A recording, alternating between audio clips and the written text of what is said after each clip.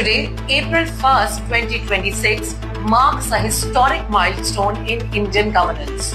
After a delay of over 15 years, marked by several reasons, India finally begins its 16th national census. Hello, hi, salam or namaste. Welcome to MQM 24/7. This is India's first fully digital population count, backed by a staggering budget allocation. Let's start with the basics. The last census was conducted in 2011 in India. The 2021 census exercise was postponed due to COVID, creating a 15-year gap, the longest in India's census history. Today, April 1st, 2026, the first phase begins. Here are the key points every Indian should know. 11,718 crores for the entire census exercise. 30 lakh people to be working employed in this exercise. This will be a two-phase structure beginning on April 1st, 2026, including house listing, housing census, collecting data on housing conditions, amenities, and household assets, ending on September 30th, 2026. Phase 2 of the census exercise begins in February 2027. This will focus on population enumeration, demographic, socio-economic, cultural, and caste data. Now let's touch upon the most unique aspect of this digital census, the self-enumeration window.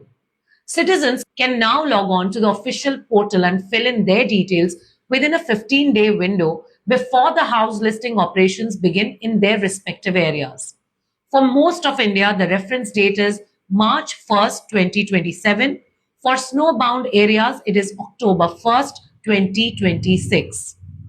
The specific questions on caste have yet not been released publicly and will be a part only of the second phase in February 2027.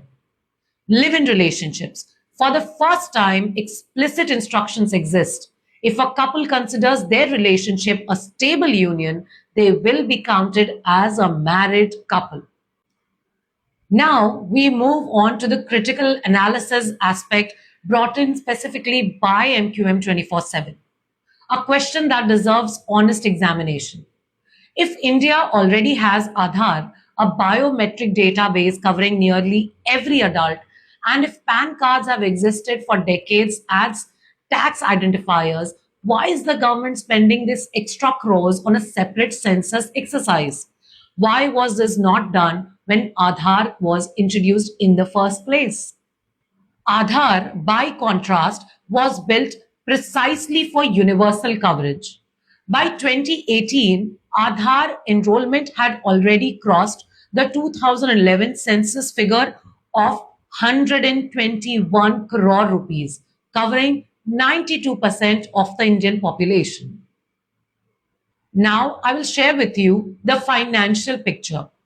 Let us compare what was spent on Aadhaar versus what is being spent on census in 2026 alone. The total expenditure of the entire census exercise happening in India over the span of 2 years will be 11,718 crore rupees, with 6,000 crore rupees being spent in this fiscal year itself, approximately 85 rupees per person. If Aadhaar already covers the population with biometrics and demographics, why deploy 30 lakh enumerators to ask similar questions again? Well, the government of India has already articulated a distinction. The census, the government says, is a constitutional exercise under Article 246, mandated to provide granular socio-economic data, including caste, employment, fertility, housing conditions that Aadhaar was never designed to capture. Aadhaar is an identity tool.